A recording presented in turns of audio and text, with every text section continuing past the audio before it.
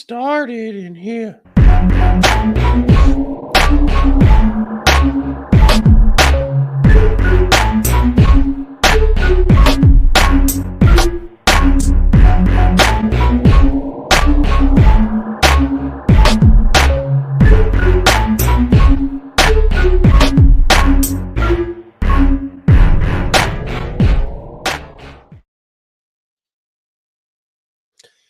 What up, y'all? Welcome back to That Real Texas Team podcast, episode 104.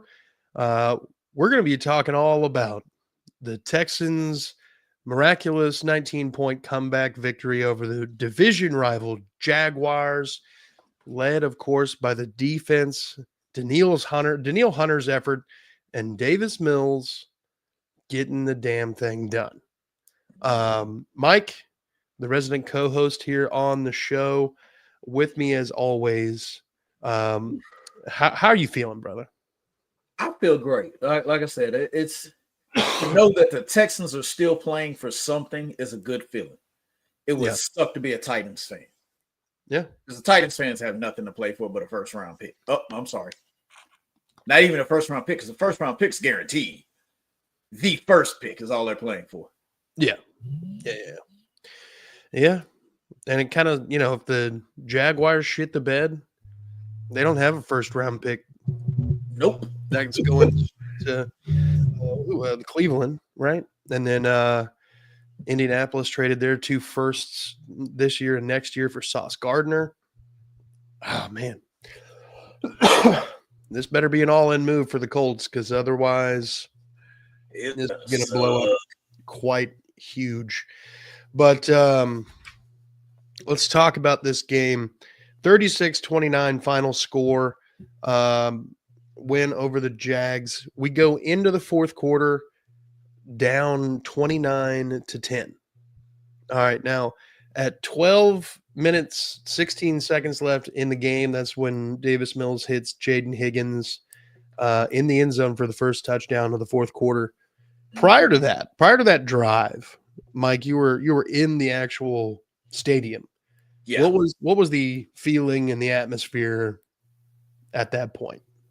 I'm not going to lie to you. Texans fans started clearing out about, I think, after that punt return for the touchdown. Yeah. That was when the fans started clearing out. So the environment was in there was like, oh, shit, here we go again. Mm-hmm. It, like, for the Texans, normally once it all starts to go wrong, it all starts to go wrong. So even I'll admit I'm one of the most enthusiastic Texas fans you'll even find, and even I was like, really? Mm-hmm. We're gonna do this today? Come on, man. Yeah. You're playing for your football lives. Davis, know what happens. Yeah. I mean, look, that first quarter and a half, I was like, oh, this looks terrible. That opening drive, Davis Mills throws the pick, sets them up for a field goal. Then on the kickoff return, Tremont fumbles, sets him up for a touchdown. Mm-hmm. And then the next drive, we punt, and Parker Washington returns that punt for a touchdown. 17-0 real quick. And I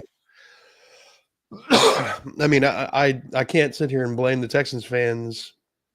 Like, I was watching the game in Tennessee, just like, and you wanted to get out of there. Yeah, I wanted to leave, and I wasn't even there. But I didn't really have the "there's no hope" moment until Travis Etienne scored in the third quarter.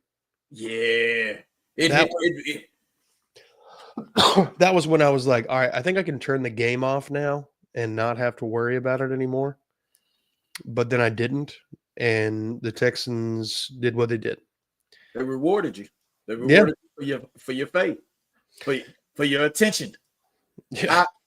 I'm not gonna lie. After that touchdown from Travis Etienne, I was like, man, I said I was abstaining from alcohol, but man, I'm really questioning that shit right now. Mm-hmm. Mm-hmm.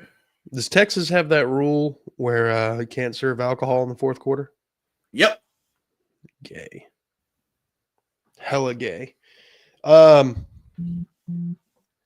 This was an amazing game all the way around. Obviously, we had the mountain of hiccups to lead us off in the first quarter, going into the second quarter, but the resilience and ability to overcome, stay calm, stay the course. This Texans team is. I'm not going to say that they're clicking. The defense has been clicking. Yeah. The offense has not. I mean, the offensive line that we trotted out for the first two series with CD So as a left guard, we added him from the practice squad earlier in the And week. He started. That's how little faith they have in Juice Scruggs. And you know who ended up coming in and starting because that guy did really bad? Juice fucking Scruggs. And who went in and played pretty goddamn good? Juice fucking Scruggs. I'm not going to sit here and tell you that Juice Scruggs has figured it out and turned the corner in his career. I'm not going to lie to you like that. But I can't imagine a scenario where a guy that you just brought in from the street is who's literally never been like a starting caliber player in the NFL at any point. Nope. How you're just going to be like, all right, we're going to give him the nod. Makes no sense. Absolutely no sense. But if we're being honest, this is the same guys. These are the same decision makers that have been rotating Laken Tomlinson and Juice Scruggs at left guard all season. Yeah. Yeah. So the decision making doesn't really flabbergast me as much as you would think it would. I mean, sort of like, yeah, that's a decent point. That's a pretty decent point. I mean, God. And I didn't even realize Laken Tomlinson wasn't going to play. Yeah, that. Now, with all of that being said, Laken Tomlinson did not touch the field. So I swear to God, if this game against the Titans, I see him and Juice Scruggs rotating at the left guard again, I'm going to lose my shit. I'm going to lose it. Yeah. What's up, E?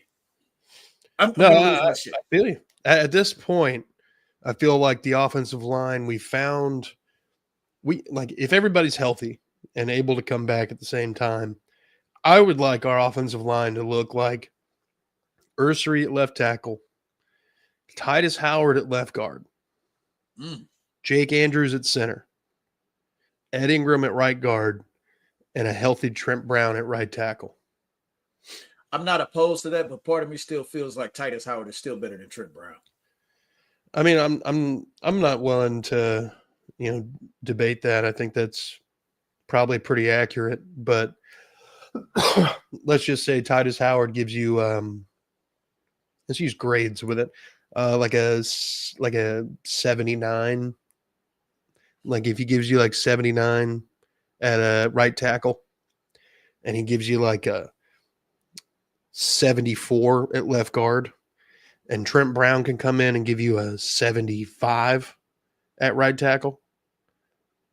It might be a downgrade slightly at right tackle, but it's definitely an improvement at left guard. Yeah. And that's where I'm at. It's crazy. This is what we're discussing. It's like, yeah. I mean, look, they're going to continue to reshuffle this until they get something actually figured out. And they've got 8 games. Yeah, I got 8 games left to iron this out. I'm going to be honest with you. The one thing that I have in my head, or 2 things that I have in my head that's a definite, is Ed Ingram's probably our future right guard. And I mean future, like past this year right guard. Yeah. Ursery's our left tackle of the future. And there's a part of me that hopes that they find some way to restructure Titus's money. Yeah. We owe Titus at this point because we didn't jerk his ass. He has played every position on the offensive line except center. Yeah. I mean, he's been asked to do a lot. I mean, but I feel like that's your best 5. It is. Depending on where we put him, yeah. Yeah. I mean, I'm with you. I don't want to see Laken Tomlinson on the field anymore. I want him to be the inactive of the 10 offensive linemen we have on the roster. No. I'll take him over City South. City Sal has already been released, if I'm not mistaken. Oh, thank God. Yeah. No, Laken Tomlinson is definitely. You know how we have a swing tackle? He'd be our swing guard because he can play either guard position. You know, at the moment, let's just assume the injury to Ed Ingram's knee won't allow him to play this week. That means Juice is going to be at right guard, and you're probably going to have Jarrett Patterson at left, who kind of played pretty good. He played better than Laken. So the bar's pretty low for that, but yeah. I just don't understand how it's taken us this long to put these different bodies on the field.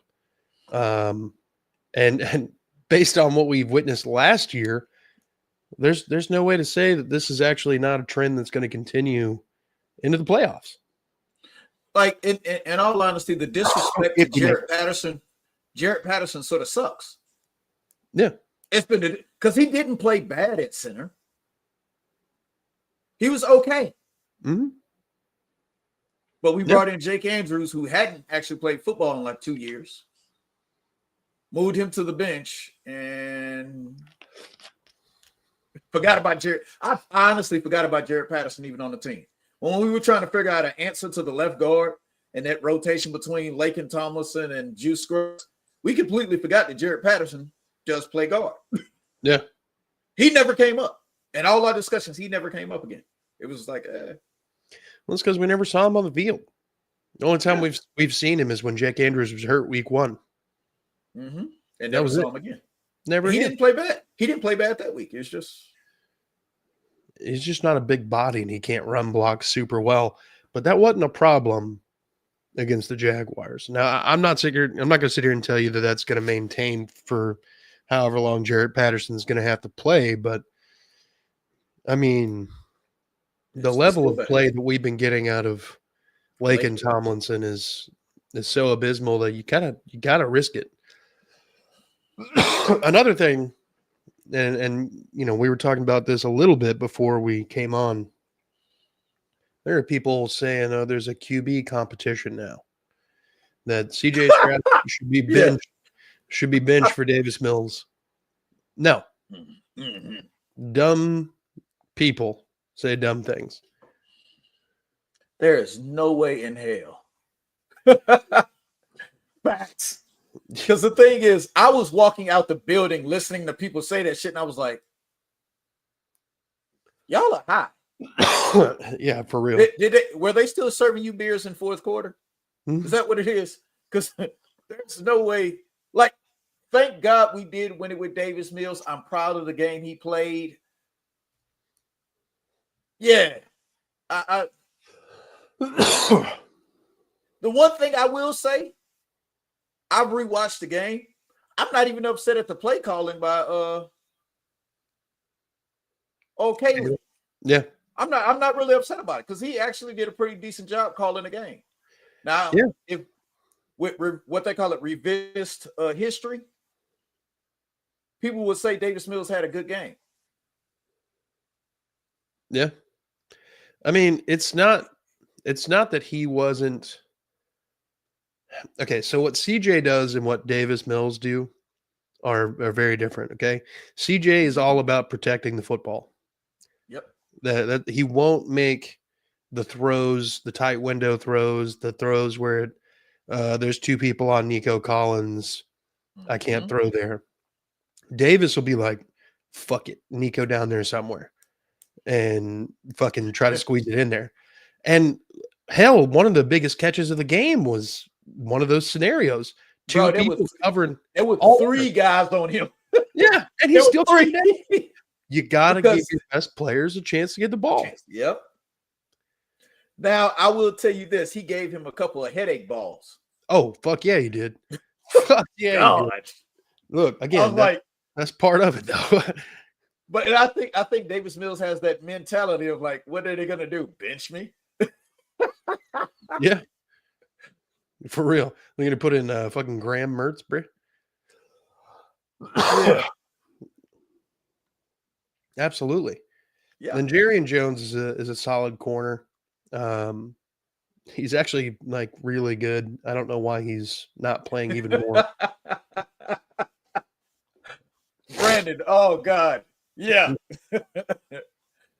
Yes, he is. Yeah. He is. Look, he is a Stanford quarterback. Facts. He is 1000% a Stanford quarterback. They are all the same kind of person. Andrew Luck, Davis Mills, John Elway. They're all awkward, really smart, and will not give up on a play. Nope. And that's kind of why those other two guys were kind of important in the history of the NFL, at least. But yeah, there is no competition. There is no scenario where Davis Mills needs to become the starter again, unless CJ is unable to go. Beyond that, it was a decent performance. it was decent. I mean, decent. It was all. I'm not gonna say good. It was decent. Yeah, I mean, it was a fourth quarter heavy performance. Again, that Jaden Higgins touchdown kind of snowballed everything. The Nico Collins 2-point conversion, which was a sick fucking clean catch. Yes. And a lot of people, there were some people in the Jaguars chat that were saying that his foot was on the line. Twas not. Technically, Davis Mills was sacked 2 times. Technically. One of them was on like the first drive, and the other one was when he ran out of bounds behind the line of scrimmage. Yep. And then obviously, Trayvon Walker tried to murder him, but that was disgusting. Whoo. Yeah. Did you see the baseball size knot on his left arm, by the way? Davis Mills? I heard about it, but I didn't see it myself. Oh my God. That was wild. That's why he put the sleeve on. That man, he couldn't bend his fucking arm. And then he put the sleeve on and he ended up stiff arming people with it. Yeah. I mean, he broke out of that Trayvon Walker sack attempt that one time with that arm. And the thing I will say about this, I've said it before, and a lot of people that know me know I said it. Davis Mills' arm is better than CJ's. It is. He has a cannon. It's like a shotgun. Shotgun's not that accurate past 10 yards. It's just not. Scatter shot, baby. But it'll put you on your ass if it hits you. Mm-hmm. CJ is so much more accurate. He is a ball placement specialist. Like you said, that's part of the reason he will not throw to Nico with 3 guys on him. Maybe he fucking should. Because I think if nothing else, Nico reminded us, bro, I've been a top 5 receiver in the NFL the last 2 years. Yeah. We were wondering if Nico was having a down year, and it might actually be that CJ just wasn't throwing him the ball. Yeah. Is Mills actually a Terminator robot? And he's just going to rip off his skin and show his metal forearm? Probably. Not gonna lie. Gonna get SI to generate this. AI, I assume. But I want to get back to this one. Who was better, Daniel Jones or Davis Mills? Daniel Jones is on a team with a lot more offensive talent at the moment and a crazy good offensive line. But you put Davis Mills on that team, they're probably still doing about the same kind of shit. Same, yeah. Because Davis Mills is a system quarterback. Daniel Jones is playing like a system quarterback. Yeah. Now, this is a conversation for another time, but I don't think the Colts are all that good. Shots fired. How you going to take the Falcons to overtime? They're not good. No, they're not good. Their defense is good, but that's even questionable. It's good at times, yes. Mm-hmm. Their offense, though, has been hit or miss, and mostly miss and they were able to put enough points on the board to take the number one scoring offense to overtime. Come on. You kidding me right now? Because the thing about it is are we sure Michael Penix is him? I don't think the Falcons are even sure. No, I think you're still measuring Michael Penix's game count, and it might have just crossed double digits. Like, what I think about is the Falcons are with Michael Penix right now where Carolina was with Bryce Young last year. They were technically still trying to figure out if Bryce Young was him, if he was going to be worth playing for them. I honestly believe at this point now, Carolina knows that they have a quarterback in Bryce Young. That's what I truthfully believe. I think they know that now. Yeah. Texans offense by yards is better than the Falcons, Bucks, Commanders, Ravens, Bengals, and Eagles right now. Oh, shit. Maybe we've been disrespecting Kaylee a lot worse than we thought. It's not that we haven't been able to move the ball. It's just getting points on the board. We have a decent offense. It's just, I don't know. And I personally think we have weapons. Yeah. It's just situational play calling. Like, okay, you were saying the Colts. I'm going to be honest. I don't think the Colts' weapons are better than ours, other than the running back. Well, Tyler Warren is better than Dalton Schultz right now. Okay, I'll give you that one. I think that the Colts wide receiver room, while I don't think anyone is better than Nico, I think the floor of the room is higher. Because you go Nico, Jalen. You can't count Tank because he's hurt. But Kirk and Xavier Hutchinson? Hutch, right? I would put Kirk at the very bottom of that list because he ain't done shit for us. Yeah. And then you look at the Colts wide receiver room, Pittman, Alec Pierce, fucking Josh Downs. Like, Alec Pierce has led the NFL in yards per catch the last 2 seasons. Mm-hmm. Michael Pittman is a red zone threat. He's had, 100+ catches each of the last 2 years, even with a shitty quarterback.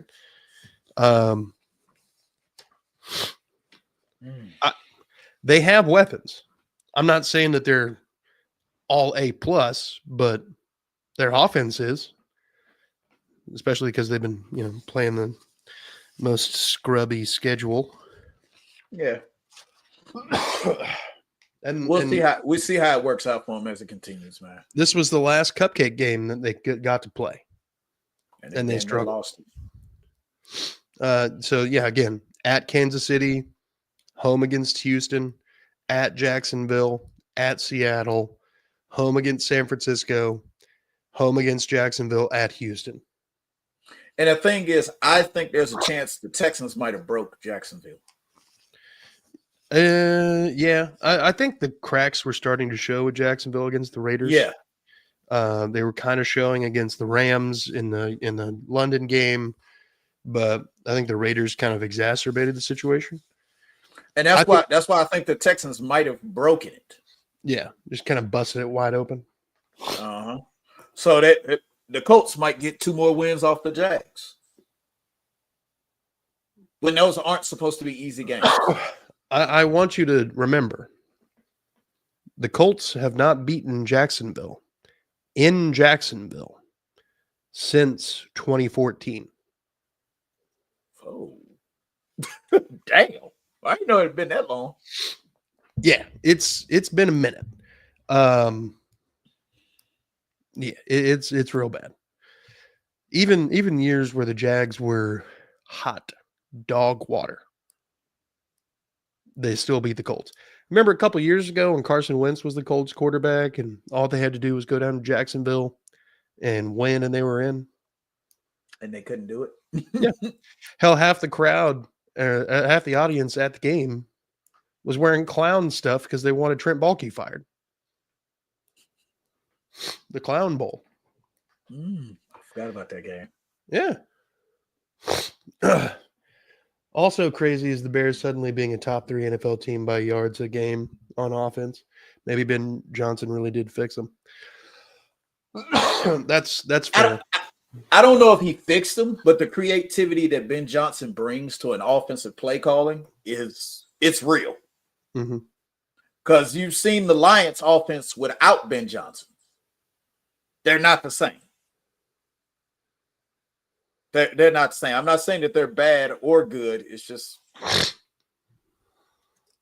is anybody talking about the Lions being a Super Bowl caliber team anymore? I don't know. Didn't Dan Campbell just take over the play calling duty? Yep. Brandon says the Seahawks put the cracks on the Jags. Yeah, it's definitely possible. Yeah, the Seahawks, shit, I feel like they put cracks in our team. God damn it. I mean, also true. But yeah, I think the Steelers kind of set the mold for how to beat the Colts. And the Falcons did everything they could to kind of continue that. I think that we'll have more than a solid opportunity to beat this Colts team twice. But look, we're sitting at 4-5. This win saves the season at least for another couple weeks. We've got a couple, kind of big games coming up. Obviously, we're playing the Titans. You don't want to overlook them. It's a division team. They're going to be professionals. And they're professional. Any given Sunday kind of thing. So you got to come in there and take care of business. But Thursday night football at home against the Bills. Yeah. You follow that up 10 days later with a game in Indianapolis. And then, a few days after that, a game in Kansas City. And then it's a tough run. It's a tough run. So, I mean, if we can get through, I've been hearing Stutz and Landry talking about getting 5-5 by the end of week 11. And we're on pace for that if we can handle business against the Titans. But for Buffalo, Indy, and Kansas City, the next 3 games, you got to go at least 2-1 there. And you got to beat Indy. So you've got to beat Indy. You can either beat Kansas City or beat Buffalo. I'm not expecting you to beat both. It'd be nice. It'd be nice. It'd be real nice. It'd be fucking amazing. I'm going to be honest. Both teams are more beatable this year than they have been in a long time. It's true. I mean, Buffalo just lost to Miami, and it wasn't even close. So I think with our defense, we have a shot in every game for the rest of the year, even though the offense at times has looked absolutely atrocious in the red zone. I'll give the starters fewer snaps on Sunday to save the guys reps for the short week. Yeah, I mean, I agree with that. I think you try to get up as much as you can, as early as you can, and rest the guys for Thursday. Win 2 or 3 games versus the Bills, Colts, and Chiefs. Show you should be a playoff team. Yeah. I mean, look, if you beat Tennessee, you're 5-5. If you win 2 of the next 3 games, you're 7-6. And you're looking at Arizona, Vegas. Those are both home games. And then the Chargers. And then you finish the year against the Colts again. I mean, 11-6 is definitely possible. It's all on the table. I still think 10-7 is pretty likely.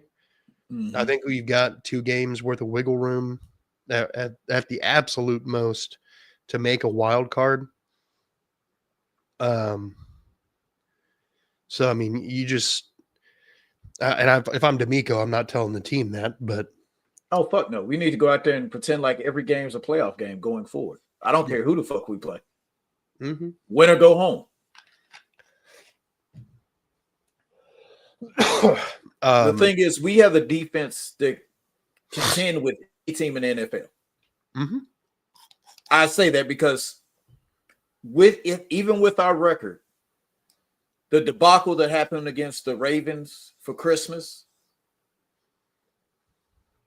Yep. the blowout loss against Minnesota last year, there have been no losses like that all year. No. There's not been one game yet where the defense has just completely folded. There's really not been a game that we've lost. Hold on, let me just double check before I start talking outside of my neck. Yeah, we haven't lost any game by more than one score. By more than one score. Yeah. Yeah. 8 points is our largest margin of defeat. So I mean, like we're in all of these games, which is something you can't say for some team, like the Rams beating the fucking brakes off the Jags 35-7. Both of the Colts losses are the same score, 27-20. If you didn't notice that. And then the Titans, the poor Titans, they've just been obliterated by most everybody. And the thing comes into, even with this Jacksonville game, this was the highest scoring game we've had all year long. But you just said when we start off, we can attribute damn near 17 of those points to the offense. Yeah. They had short fields 4 times in the first half. And they scored on all 4. Yep. And when I'm saying short fields, they were already in the red zone when they got the ball. Did the Colts fan take over the Texans tailgate stream? Fuck, I don't know. I've been fucked up. I haven't hit up old Sarge in a minute. Let's see what I'll check out what he's got going on. Yeah, check on Sarge, yeah. That real Texas team stream. Nah, ain't no Colts here. Well, look, we just talking about the Colts. Our biggest competition in the division. Yeah. Because we feel like the Jags are going to kind of fall off here. They're not obviously out of anything. Not Sarge, y'all's other one.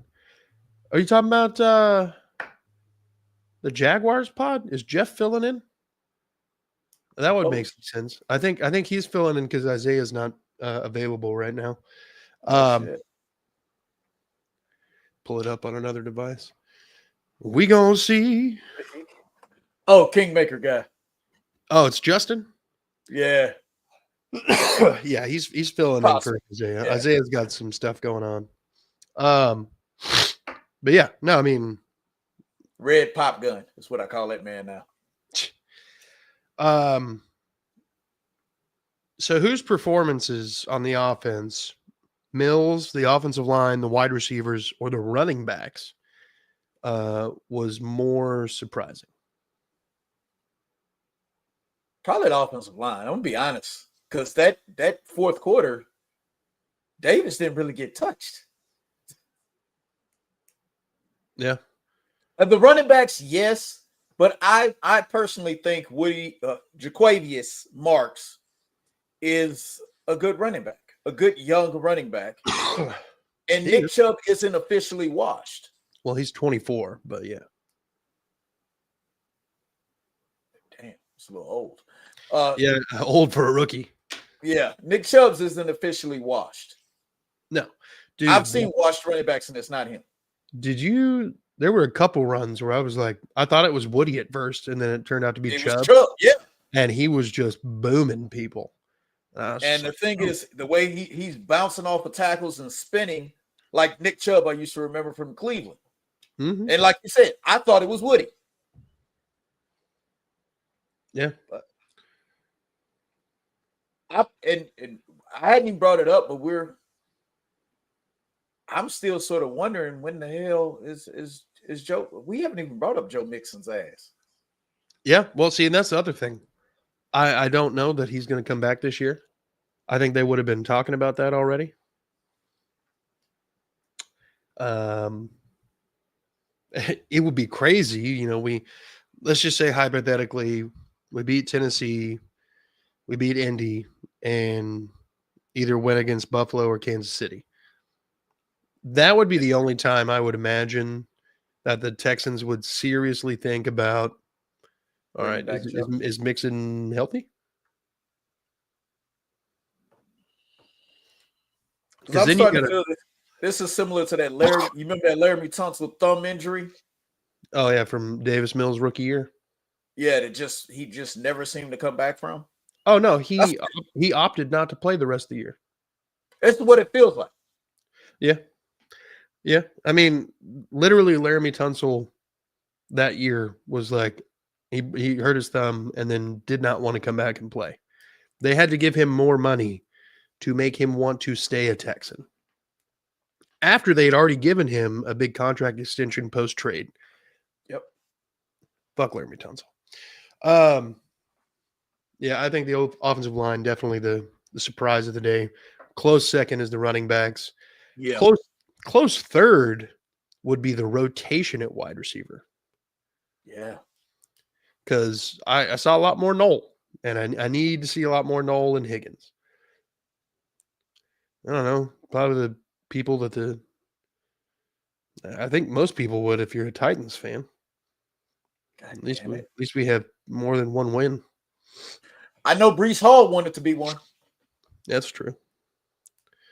And Breece Hall could still end up being a Texan. Yeah. I'm just saying. The man is a free agent next year, and I'm almost positive the Jets are not going to franchise tag him. Yeah. The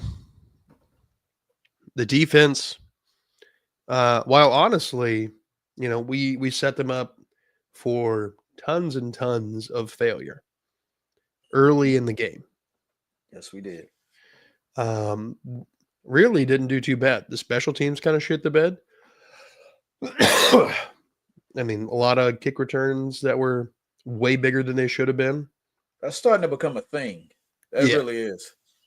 Well, I think when you've got the kind of injuries that we did this week, where you've kind of got to rely on a lot more of your special teams guys to play actual meaningful downs, I think you kind of alter the rotation at special teams. And that kind of, you no longer have Tremon Smith doing everything. By the way, shouts to Tremon for actually having a decent game on defense. Like, well, I was sitting up here. Shout outs to Miles Bryant too. Miles Bryant was playing safety. Oh damn! And not a little safety. When MJ Stewart went out, it was only Miles Bryant back there. Yeah. And we did not get exposed. That guy Trevor Lawrence. I don't. Do you recall a deep pass?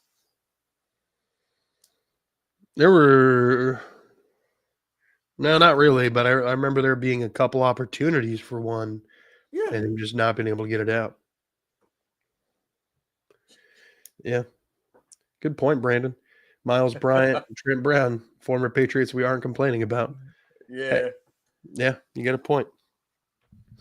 But let's flip it to the defense. We've already been talking about MJ Stewart, so I guess it's not flipping it. But Danielle Hunter. Woo! Danielle Hunter's 3.5 sack performance, absolutely dismantling Walker Little. I imagine Walker Little had to go do some soul searching after that game. He's like, do I really – is this what I want to do? Because Danielle ate his lunch, banged his girlfriend, and then videotaped it and sent it to him, essentially. Walker Little looks like Cam Robinson. That's who he looks like. I just can't block anyone. I can't do shit out of here. Yeah. Oh, fuck. No, look, Brandon's got a good point. I fight people over Hunter and Autry all the time. Everyone wanted him gone. Yeah. And Autry was, half the reason we were in the game against the Seahawks. Danielle Hunter, who was having a poor performing year, comes in and just absolutely obliterates the left side of the offensive line. And the thing is, it's not that he's having a poor performing year. It's just the sack numbers aren't what we thought they would be. Right. But if you go and look on the run, when they run Danielle's way, shit doesn't work out. No. It just doesn't. Daniil beat him every way you could possibly beat an offensive lineman. Mm-hmm. He lined up head on him. He lined up on an inside shade. He lined up outside. He ran over him. Dominant performance by Daniil Hunter and the defensive line in general, bottling up the Jaguars running game, which lately hasn't been great, but is still a point of emphasis for this Jaguars offense. I mean, shutting that down was incredible. Another person I want to give some credit to, Derek Stingley. That one-handed interception was about as clean as it gets. It makes me think back to that game in Jacksonville. There's a chance we might not have lost that game if Derek Stingley didn't get hurt. Yeah. Yeah. Because that's what started the oblique injuries. Oh, shit. Ooh. I didn't know that. I hadn't been paying attention to Minnesota. Yeah. Well, I mean, Minnesota's defense has been the only reason that they're in games. And then, J.J. McCarthy shits the bed. Another guy that's not ready. I'm going to pull up the numbers just so I don't fudge them up. If he's ever going to be ready. Yeah, for real. I didn't think he was that good coming out of college. That's why I was sort of surprised. Where'd it go? Here we go.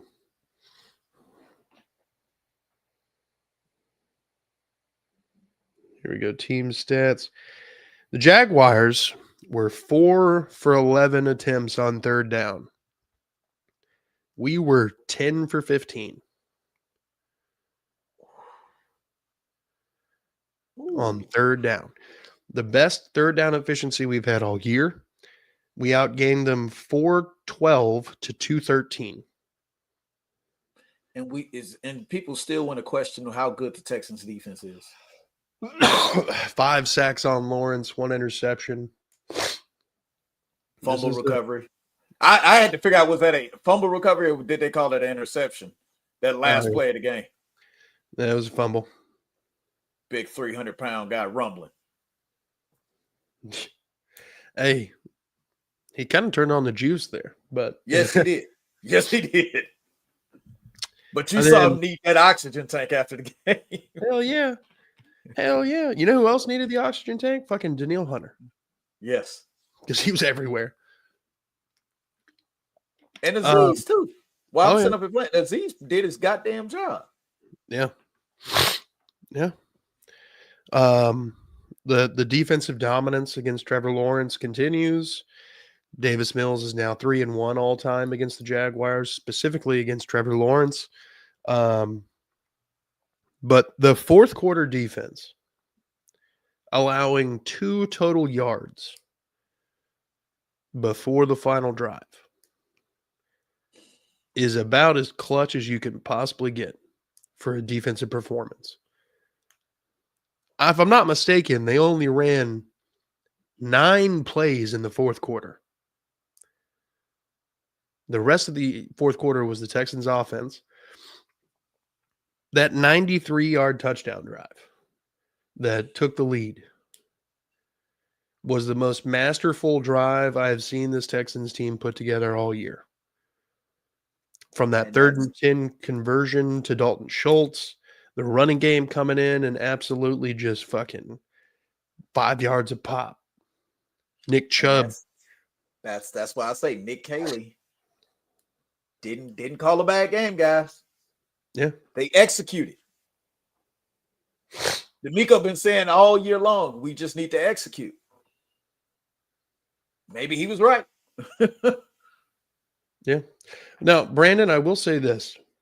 For whatever reason, the Jaguars' offensive line has usually held up pretty good against our pass rush. Mm-hmm. It has been this year, specifically this past game, that has changed. And they wish they ran fewer than 9. Yeah. Probably. Yeah. But a complete complete win, scoring 26 points in the fourth quarter, including that walk-off touchdown by Sheldon Rankins. We're in a good spot right now. 5-5 through 11 weeks is possible. The Jaguars play the Chargers this week. If the Jaguars lose and we win, we move up to the seven seed. Holy shit. Yeah. Oh. Now, the Colts are on a bye week, which is, whatever. Colts are on a bye. But the next game they play is Kansas City. We're going to have opportunities coming up to close the gap. We've got to capitalize. CJ's got to come back and play his best ball. Yep. The running game's got to be good. Kaylee's got to get this shit figured out.